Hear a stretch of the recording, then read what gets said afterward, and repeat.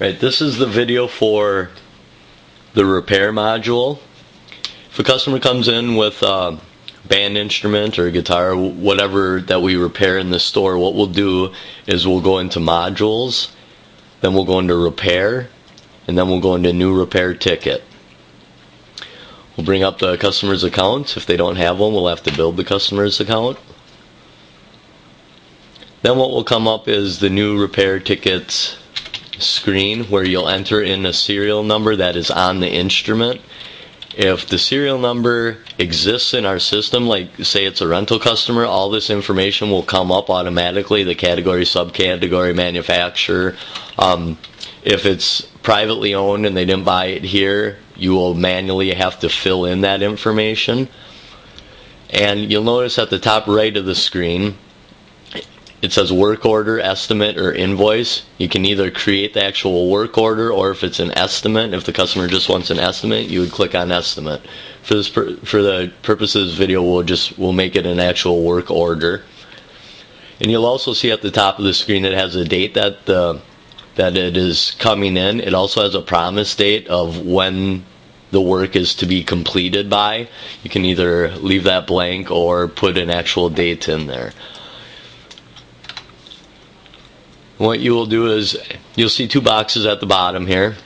The top box is the actual labor that we're going to be doing, and the second box is the part number that we'll be using if we have to include any of our own parts. So what you'll do in the top box, you'll hit add. This will bring up the service menu, and as you can see here we have codes built in there for a variety of repairs that our technicians actually do in the store. It also has the rate in there as well. If it's something that we don't have a category for, you can actually just put it under plain condition. If you could go into that, Heather.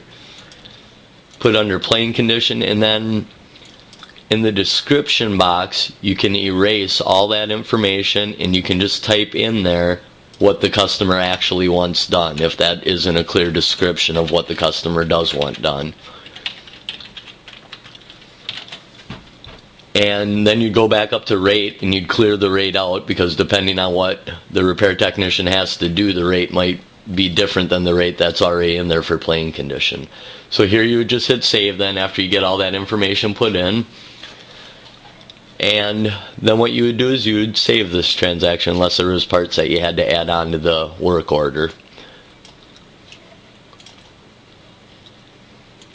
Now what's going to happen next is we're going to go into the repair module, under modules, under repair, and then we're going to go into modify repair ticket. This is going to be used by the technicians. This is where they're going to turn the actual work order into a sales invoice. So what will happen here is they'll just, as you can see, it brings up the person's account in the upper right hand corner. You'll hit the drop down box and just hit that invoice button. Like I said, the repair technicians will be doing this. So and then what they'll do is they'll put a, actually all you have to do is put in a price here, and then you hit the completed box. And then what you would do here, if he used any repair parts, they would put that in. Then under category repair parts and a description of what it is.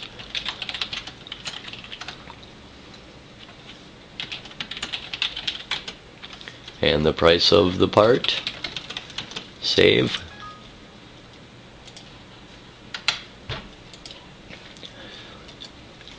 Then what they'll do here is hit save. And now this will turn it into an invoice. Oops, we're going to have to back up a step here. Can you cancel that? Under amount paid, they'll also zero that out, because obviously the customer isn't in paying the technician. Then they'll save the ticket, and this will go on the customer's account.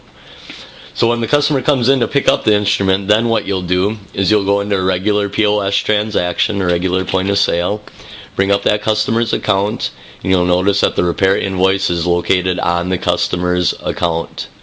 And you'll go into OA payment then, and this will bring up the repair ticket. You'll select that, and then you'll save, and this will bring up the form of payment on how the customer is going to pay for the repair. So again, a pretty easy way to deal with our repairs now.